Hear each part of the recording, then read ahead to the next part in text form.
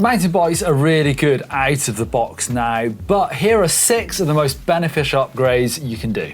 Yes, and while you're watching, make sure you don't forget to subscribe to the channel, give us a like on this video, and maybe leave us a comment down below.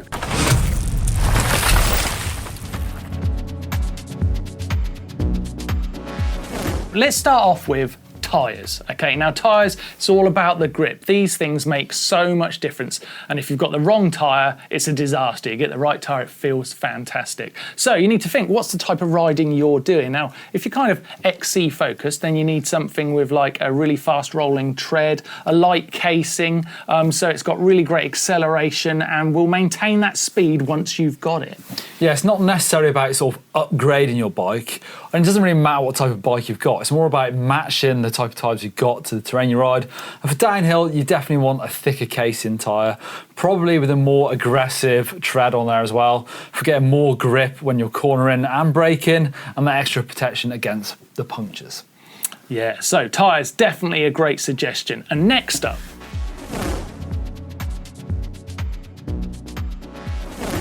pedals. Now pedals, this is really interesting because a lot of bikes these days don't even come with pedals, and if they do, you can only just about call them pedals, Neil.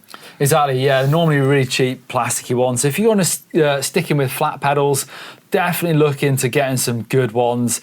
It makes a massive difference on their longevity with like the materials they use, the bearings they use, but most importantly on the type of grip you get. A slippy set of flat pedals is not good for riding. Yeah, definitely not. And it's really interesting looking at flat pedals these days because you can get all sorts of different footprints on those pedals. You get much bigger sized pedals so you can fit your feet. If you've got a bigger sole, and even if you've got a smaller sole, then your foot will fit into a smaller sized pedal, and it can really make a massive difference. And those pins can really attach you to the bike. But if you want to go really attached to the bike, and of course you could get a set of clip pedals. Yeah, it's kind of a bit like the tyres as well. I think it's kind of matching them to the type of riding you do. Cross-country pedals are often super small and lightweight because you don't have any extra material on there. However, if you're riding sort of gnarlier downhill, then there's no platform. And if you become unclipped, then you've got no support. Often you do pair them with a set of like really stiff shoes. So that works great if you're riding cross-country and you want a lightweight set of pedals. If you're riding more enduro or downhill, then you often see those pedals with the bigger cages to give you a bit more support and feel of the pedal as well.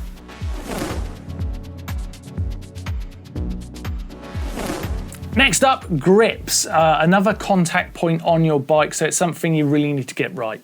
Also, kind of a perishable item. They'll wear out, so you get a chance to try different ones. I tend to find the set of grips I really like, and then I'll stick with them. But there's all sorts of different options, sort of thicknesses. So these are the slim version, but you get a fatter version as well. So I prefer having a thinner grip. Martyn, you? I definitely go with the fatter version of the grip section, well, they're kind of like the standard thickness.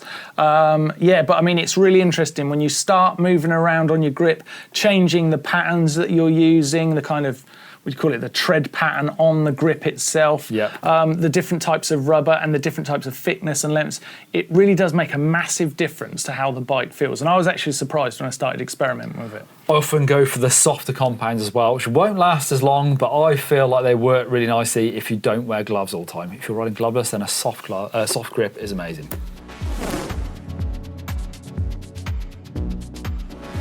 Saddles, sometimes it's easy to think about this a little bit like you might think about grips in terms of like, oh, I'll get orange grips and an orange saddle, but there's a lot more to it than just getting a saddle that's a nice colour and matches your bike. It's really important that you get a saddle that's really comfortable for you, because if you're going to do a lot of miles on the bike, then this bit needs to be right, else you're either going to get uncomfortable and even worse, cause an injury. Yeah, different shapes, different sizes, different looks. Again, we have ergon saddles. I run the small medium. You might find that your medium large suits you better. I tend to go for a seat that doesn't have much padding, but I will always wear padded shorts underneath. So again, you probably need to try this out. You can measure your sit bones between your bum, basically, and it'll tell you what size to go for a saddle. Yeah, and of course, you've obviously got saddles that are suited to a male rider and a female rider, of course. There's lots to think about a saddle. It's a very technical point on the bike, not just a colour option. So make sure you really look at that and find one that fits you.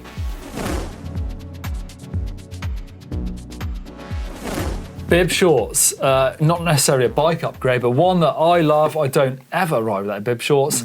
You can get them without the bib, just a padded pair of shorts, but I find what I kind of feel more, don't know, secure, almost like a base layer as well, having them. And I think they make a massive difference to how comfortable you are when you ride.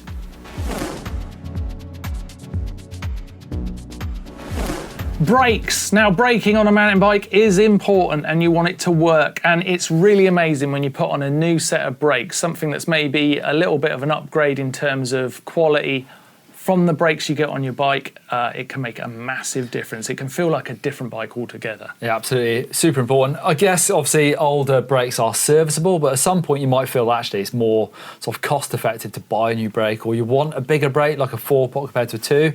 Alternatively, you could think about just upgrading your rotors.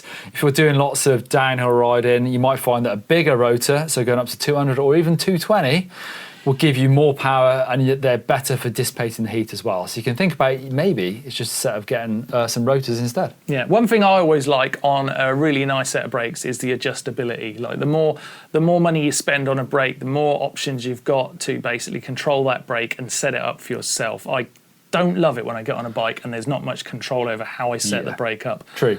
So that's something else to think about. So there you go, 6 upgrades that could really improve your bike. If you do all of them, it'll feel like a completely different machine. It'll be unreal. Yeah, like we said, kind of new bikes, there aren't many that you have to think about nowadays, but let us know if you've got a bike and there was one massive upgrade you did and you felt like it made a big difference how your bike rides. Yeah, absolutely. And like I said at the start of this video, make sure you subscribe to GMBN, give the video a like because it gets it out to mountain bikers who want to know this info, and of course give us a comment and get involved in the vid yourself. And until next time, it's goodbye from us. Yeah.